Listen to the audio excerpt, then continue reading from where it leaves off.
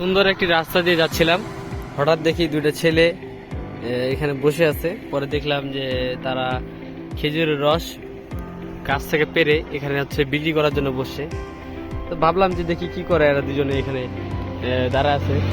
তো আমার সাথে আছে দেবাশিস। তো ওরা এখন খেজুরের রস আছে 1 গ্লাস, আমরা আছি 2 জন। তো এখন ওরা কি করছে, ওরা হচ্ছে গিয়ে গেছে হচ্ছে গিয়ে যে খেজুরের রস পাড়তে। তো কত বড় ওদের মনে করে সাহস বাড়লে গিয়ে, মানে যাই হোক ভালো লাগলো ওদের বিষয়টা, যে একটা মানে আমাদের জন্য ওরা এতটুকু করতেছে। ধন্যবাদ।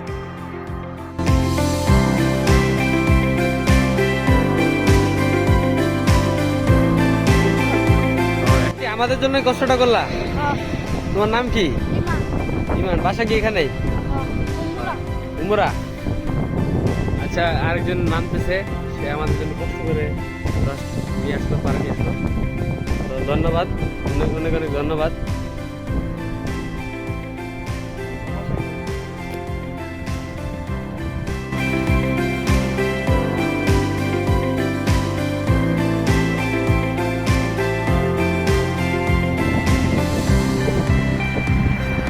দেবাশিস কি কি বলো? লাইক দিবা তুমি। তো অনেক ধন্যবাদ তোমাদেরকে, তোমরা আমাদের জন্য কষ্ট করলা, খেজুরের রস তারা নিয়ে আসলা। তোমার নাম কি ভাইয়া? পারভেজ। পড়ালেখা করো না? যে কত টাকা বিক্রি করছো তুমি এখানে? 30 টাকা 30 টাকা গ্লাস। কত টাকা বিক্রি করছো? 5-6 হাজার করছো সকাল থেকে? ও কি তুমি তাহলে তুমি ও তাহলে আমার তুমি তোমার ব্যবসায় নিবা নাকি? ব্যবসা করো, আমার কি নিবা তোমার নাকি? হ্যাঁ, আমার কাম কি করা করা লাগবে তুমি গেলে এটা কম।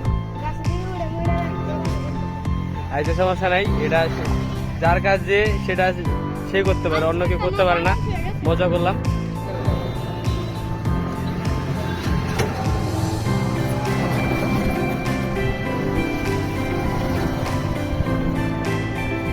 কেমন?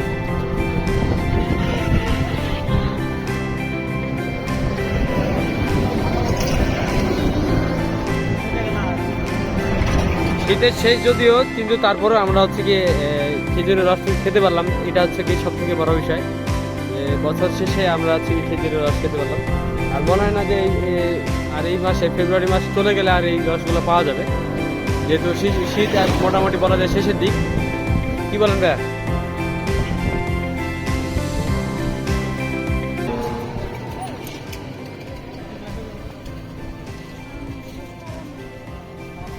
আমার মনে হচ্ছে যে শীতের মধ্যে যে রসগুলো খাইছি তার থেকে বেশি মিষ্টি এখন। বেশি মিষ্টি